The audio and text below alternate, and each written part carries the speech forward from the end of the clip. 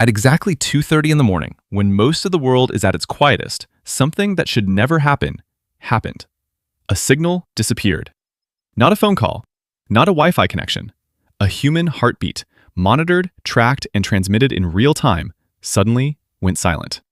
The device was implanted inside the chest of an 84-year-old woman, designed to do one thing above all else: ensure that her life could be watched over, second by second, even while she slept. And yet, in a single moment, that steady stream of data, her pulse, her rhythm, her existence, was cut off completely. No warning, no gradual failure, just silence. In most cases, a medical disconnection like that would trigger immediate concern: a technical malfunction, a dead battery, a temporary network issue. But what investigators would soon discover turned this from a routine anomaly into something far more disturbing. Because the signal didn't just disappear on its own, it vanished from inside a house that showed no signs of intrusion. The property sat in the Catalina foothills of Tucson, Arizona, a quiet, affluent neighborhood known for its privacy and isolation. The kind of place where nothing happens. The kind of place where people feel safe enough to sleep with the lights off and the world locked out. When authorities arrived later that morning, they expected chaos. They expected a broken window, a forced door, something, anything that would explain how a threat had entered the home. But instead, they found something else entirely: stillness. The front door stood exactly as it should, closed, intact, undamaged. The locks were untouched. The frame showed no splintering. The glass panels remained perfectly whole. There were no scratch marks on the deadbolt, no signs of tampering, no evidence of brute force. Every physical barrier that was meant to keep danger out had never been breached. And yet, somehow, someone had been inside. That contradiction sits at the heart of this case. Because if no one forced their way in, then how did they get in? How does an armed individual step into a secured home in the middle of the night without making a sound? How does a stranger cross a threshold designed to protect without leaving behind even the smallest trace? And perhaps the most unsettling question of all, how does someone reach an elderly woman living alone without triggering a single alarm, without waking a single neighbor, without leaving behind any evidence that they were ever there? This is not the story of a typical home invasion. There is no shattered glass, no overturned furniture, no signs of struggle scattered across a room. Instead, what investigators encountered was something far more difficult to process. A scene so clean, it felt staged. A silence so complete, it felt intentional. The absence of damage wasn't just unusual, it was impossible, because everything about the situation suggested that an intruder had entered, approached, and removed a human being from that house, without ever confronting the physical defenses designed to stop them. No broken locks, no forced entry, no noise, which leaves only a handful of possibilities. Either the person who entered that home had a key, or they had the knowledge and the tools to bypass the system entirely. Or, in the most chilling scenario of all, they never needed to break in, because the door was opened for them. To understand why that possibility is so deeply unsettling, you have to understand the environment this woman lived in. This was not someone unaware of risk, not someone careless about her safety. Her home was equipped with modern smart security, cameras, sensors, connected systems designed to monitor every corner of the property. From the front porch to the interior, her life was surrounded by layers of digital protection. And beyond the walls of the house, inside her own body, another layer of technology was quietly doing its job, tracking her heart, transmitting data, ensuring that even in isolation, she was never truly alone. She lived inside what many would consider a perfectly protected environment, a system built not just for comfort, but for control. And yet, in the early hours of that February morning, every one of those layers failed. Not gradually, not partially, but completely. Because at some point before that signal vanished, something else had already begun. Someone had already approached the house. Someone had already studied it. And someone had already made a decision. This was not going to be random. This was going to be precise. And that changes everything. Because a random criminal does not choose a home covered in cameras. They do not walk up to a door that is actively recording. They do not target a system that is designed to document their every movement. Unless they already know how to defeat it. Which raises a final question, one that lingers long after the facts are laid out. Was the technology meant to protect her ever truly in control? Or was it simply waiting for the right person to turn it off? Because on that night, at exactly 2:30 a.m., someone did. But the disappearance of that signal was not the beginning. It was the end of something that had already been set in motion hours earlier. Long before the system went silent, there had been movement outside the house. Movement that, at first glance, didn't seem threatening. No forced entry, no immediate danger, just a figure, approaching, observing, and then leaving. The kind of moment most people would never think twice about. But in cases like this, it's never the obvious actions that matter. It's the quiet ones. Sometime earlier that night, the doorbell camera captured a man walking up to the front porch. He wasn't carrying anything. No weapon visible. No tools. He didn't try to open the door. He didn't knock. He simply stood there for a moment, long enough to take in the surroundings, and then walked away. No confrontation. No urgency. Just observation. To an untrained eye, it might look like nothing, but to investigators, it meant everything. Because that wasn't a mistake. That was reconnaissance. Whoever this man was, he wasn't wandering. He wasn't lost. He was studying the property, testing angles, checking visibility, understanding exactly what the cameras could and couldn't see.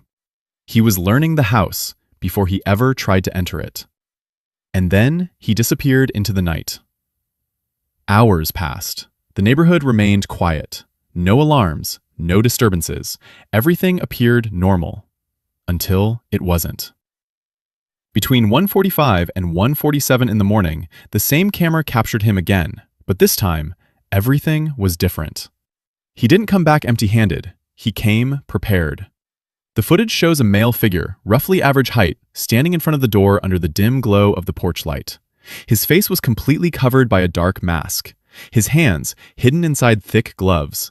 Not casual clothing, not accidental, deliberate. In one hand, he carried a firearm. Not concealed, not hidden, visible, ready. And slung over his shoulder, a black backpack. The kind of detail that might seem small, but in forensic analysis, it changes the entire narrative. Because a person doesn't bring a bag like that unless they intend to use it. Tools, restraints, equipment, something inside that bag mattered enough to be brought to the scene. He stood there, directly in front of the door, not rushing, not hesitating, just waiting. And then, the most important piece of evidence in the entire case disappeared.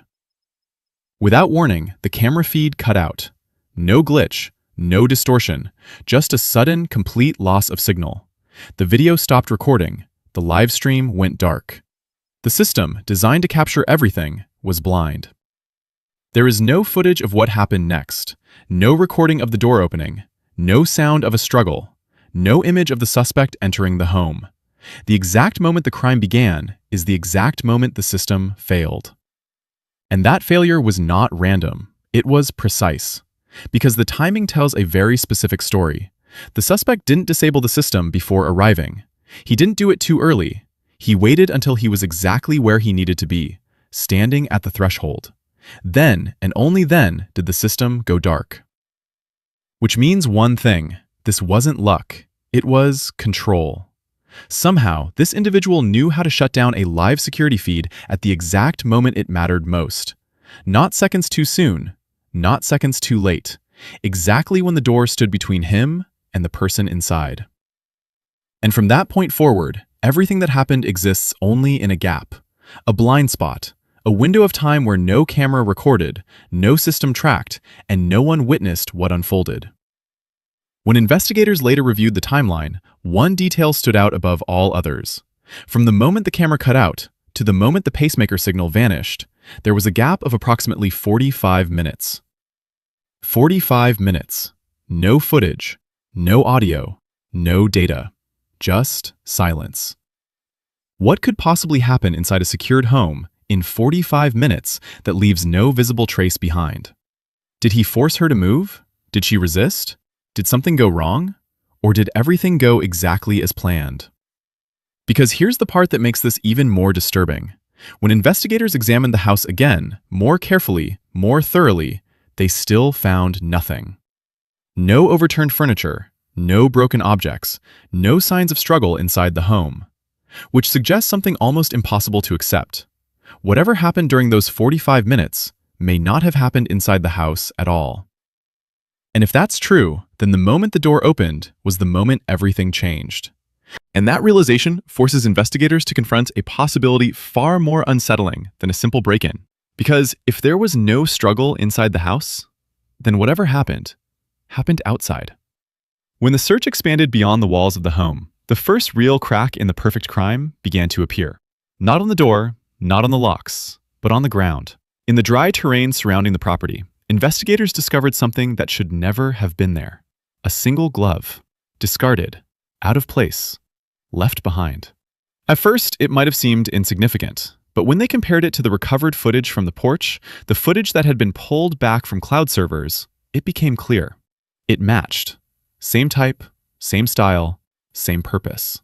The suspect had worn gloves to avoid leaving fingerprints, and yet, in the chaos of leaving the scene, he lost one.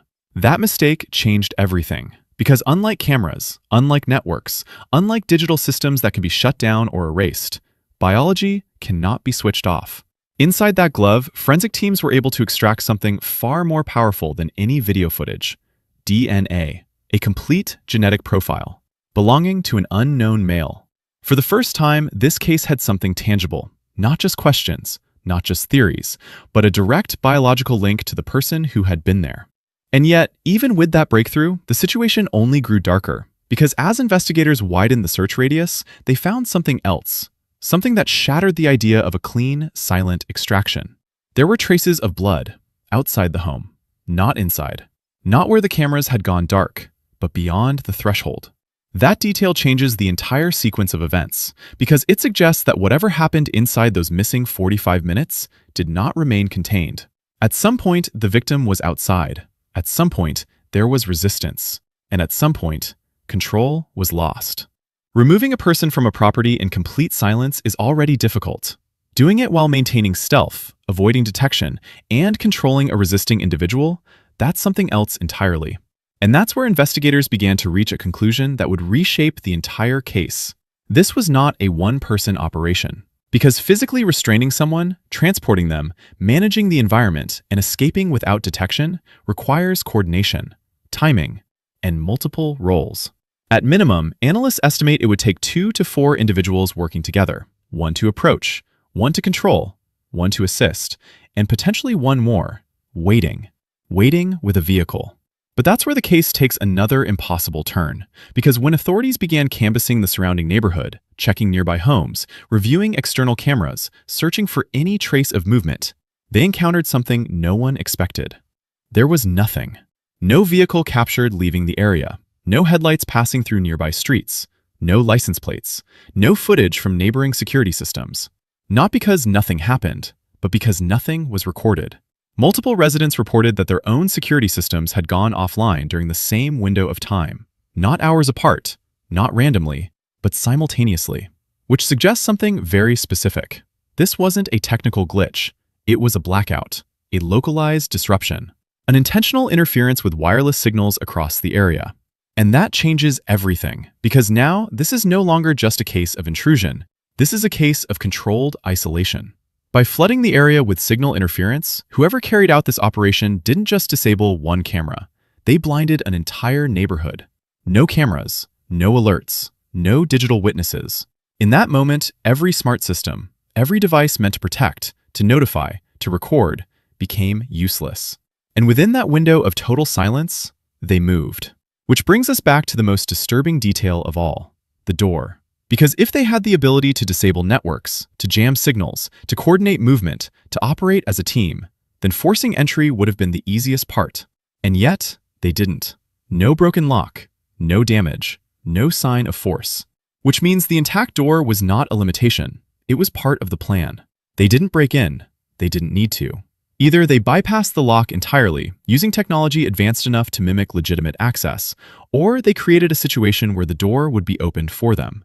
A voice outside, a fabricated emergency, something familiar enough to make an elderly woman feel safe. And if that's what happened, then the most dangerous part of this entire operation wasn't the technology, it wasn't the weapon, it was the trust. Because once that door opened, everything that followed became super out. And whatever happened next was exactly what they came for. And as the investigation moved forward, one possibility began to overshadow all others. This was never about theft. There were no missing valuables reported, no signs of a rushed search, no evidence that anyone had entered the home looking for money, jewelry, or anything of material value. Nothing about this resembled a burglary. Because burglars don't study houses for hours. They don't disable entire networks. They don't return armed, prepared, and equipped with what appears to be a carefully selected set of tools. They don't operate with this level of precision. Everything about this pointed in a different direction, a targeted operation. And when investigators combined the timeline, the recovered footage, the DNA evidence, and the signs of a struggle outside, a far more serious theory began to take shape. This wasn't just a disappearance. It was potentially a homicide. Not a chaotic act of violence, not something impulsive, but something calculated, something designed to leave behind as little trace as possible. Because there was another detail that couldn't be ignored. In the days following the incident, there was complete silence. No ransom demands, no phone calls, no messages, no attempts to negotiate. If this had been a kidnapping for financial gain, there would have been contact, there would have been pressure, there would have been urgency, but there was nothing. And silence, in cases like this, speaks louder than anything else, because it suggests that whatever the objective was, it had already been achieved. That shift, from missing person to potential homicide, changed everything. It changed how investigators approached the search. It expanded the scope. It brought in federal resources. And it introduced a new, far more disturbing question. Not where is she, but where was she taken? Because removing someone from a secure home is one thing.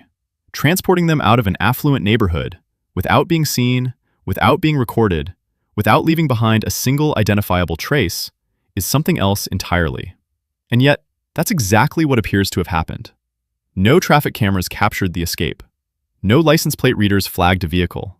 No nearby systems recorded movement. It's as if the entire operation existed inside a controlled bubble, and once it ended, everything inside that bubble vanished. To counter that silence, the family took an extraordinary step, a public appeal. A reward of $1 million was announced for any information that could lead to answers. Not a small incentive, not symbolic. A number large enough to break loyalty, large enough to turn accomplices against each other, large enough to make someone, somewhere, talk. Because operations like this, by their very nature, rarely involve just one person. And when multiple people are involved, there is always a weakness. Someone who knows something, someone who saw something, someone who was there. The reward wasn't just about finding answers. It was about creating pressure, turning silence into risk, turning cooperation into temptation. And yet, even with that level of incentive, nothing. No credible tips, no breakthroughs, no names. The DNA profile remained unmatched, a complete genetic identity with no known owner. Which brings investigators back to the same two paths: science or human error. Either the DNA would eventually match someone in a database, or someone involved would make a mistake, say the wrong thing, trust the wrong person, leave behind something they shouldn't. Because even the most carefully planned operation cannot control everything. And yet, as time passed, the precision of this case became more and more apparent. The entry was silent. The systems were neutralized. The neighborhood was blinded. The extraction was executed. The escape left no trace. Every phase aligned. Every step connected. This wasn't improvised. It was engineered. And that leads to the most unsettling conclusion of all. What happened that night was not just a crime. It was a demonstration.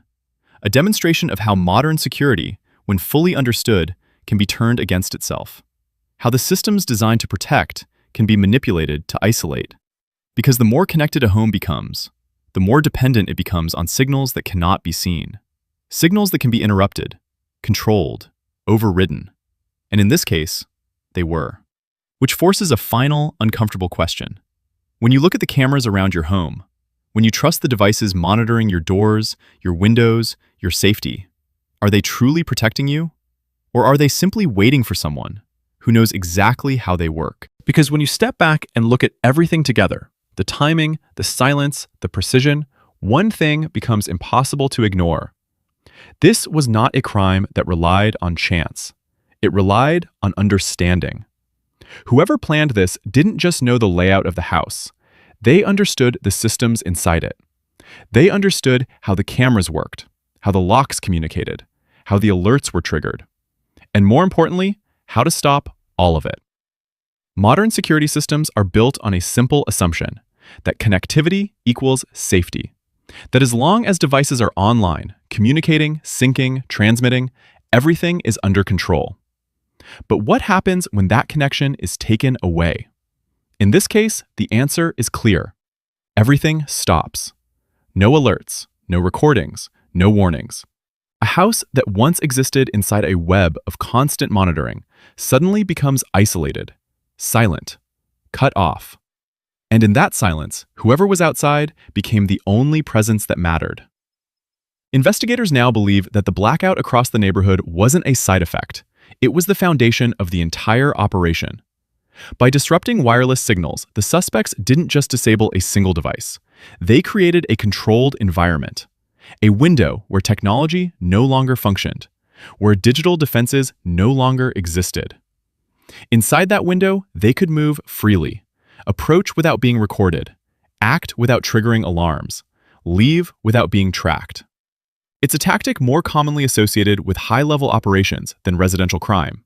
And yet, here it was, used on a quiet street against a single individual. Which brings us back, once again, to the door. Because even with all of this capability, even with signal interference, coordination, and planning, there are still only a few ways to cross a locked threshold. You force it, you unlock it, or someone opens it. Force would leave damage. There was none. Unlocking it traditionally would require a key. There was no evidence of one being taken or used. Which leaves the most difficult possibility to accept, that the barrier was removed from the inside. Not by failure, not by accident, but by decision.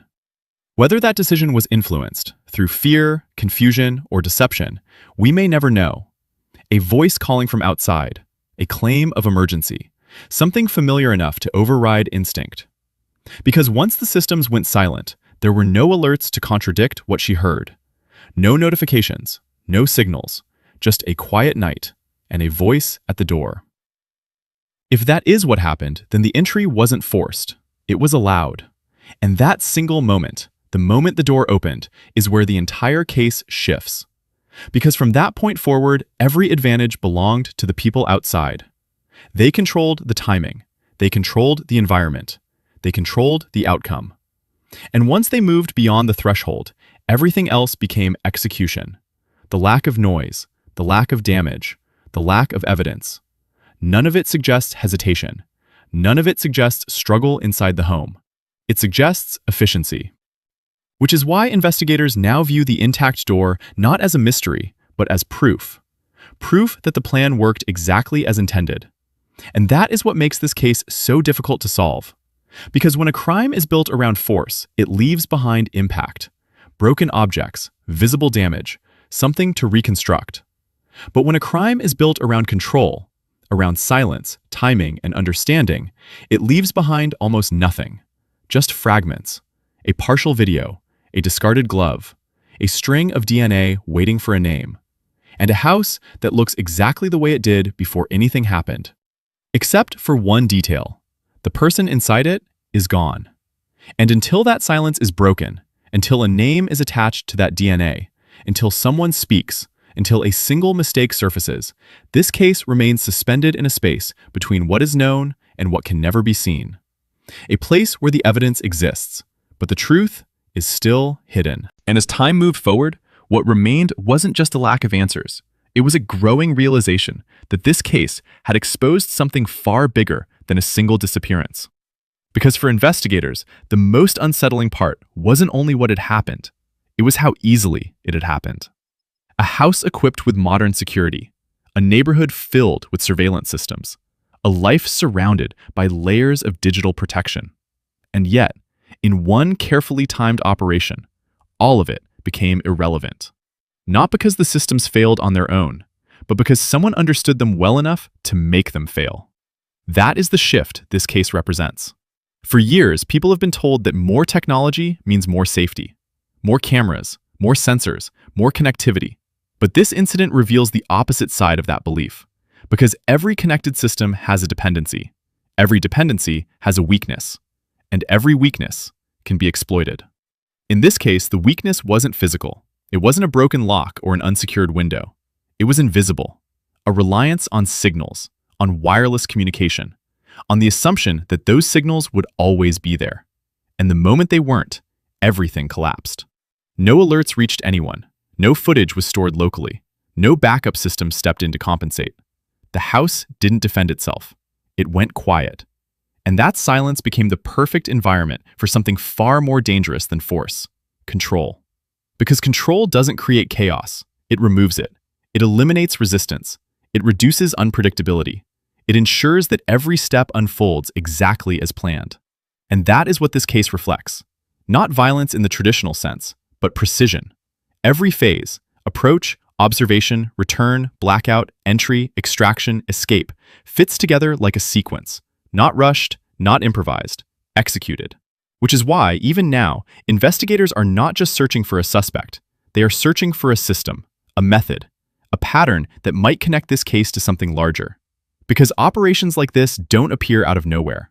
They are learned, refined, repeated. And if that's true, then the question is no longer limited to one house in Tucson. It becomes broader, more urgent. How many other places rely on the same vulnerabilities?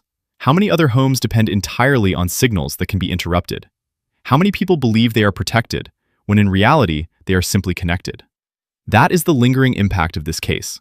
Not just the disappearance of one individual, but the exposure of a new kind of risk. A risk that doesn't break in. It bypasses.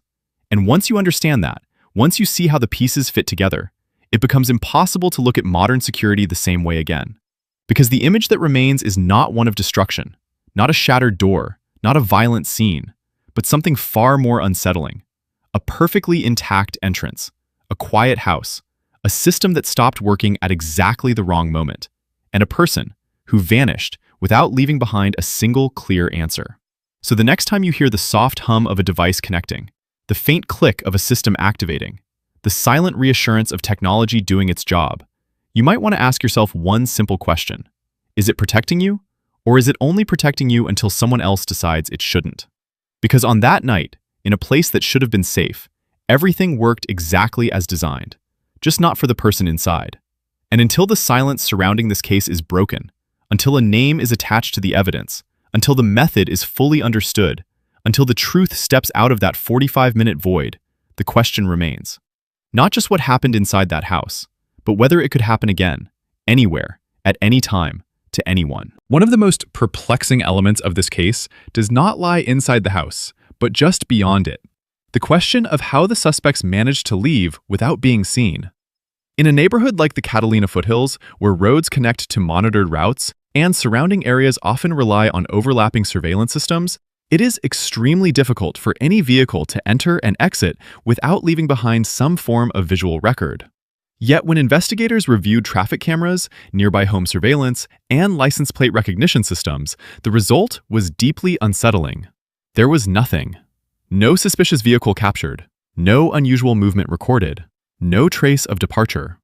This absence is not just unusual, it is statistically improbable, which leads to a critical assumption. The escape was not improvised. It was planned, with the same level of precision as the intrusion itself. There are several possibilities that investigators have considered. The suspects may have deliberately avoided main roads, instead using secondary paths, unpaved routes, or terrain that falls outside standard surveillance coverage. Another possibility is the use of a vehicle designed to blend in, something ordinary enough to avoid drawing attention, or even something larger, such as a transport vehicle, capable of concealing both individuals and movement. More concerning, however, is the idea that the same disruption that disabled nearby security systems may have also affected traffic monitoring in the immediate vicinity. If the suspects were able to create a localized blackout strong enough to interfere with residential devices, it is not unreasonable to consider that certain nearby recording systems were also impacted, even if only temporarily. This creates a scenario in which the suspects were able to operate within a controlled window, entering, executing, and exiting without being digitally tracked at any point. What remains is a logistical gap that continues to challenge investigators.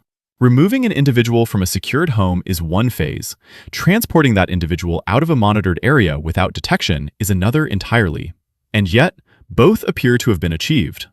The complete absence of a vehicle trail does not suggest luck. It suggests design. In an effort to break the silence surrounding the case, the victim's family made a decisive move, one that reflects both urgency and strategy. A reward of $1 million was publicly announced for any information leading to a breakthrough. This was not a symbolic gesture. It was a calculated attempt to introduce pressure into a system built on secrecy.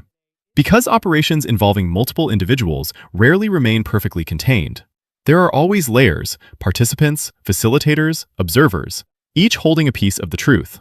And within those layers lies the greatest vulnerability: human nature.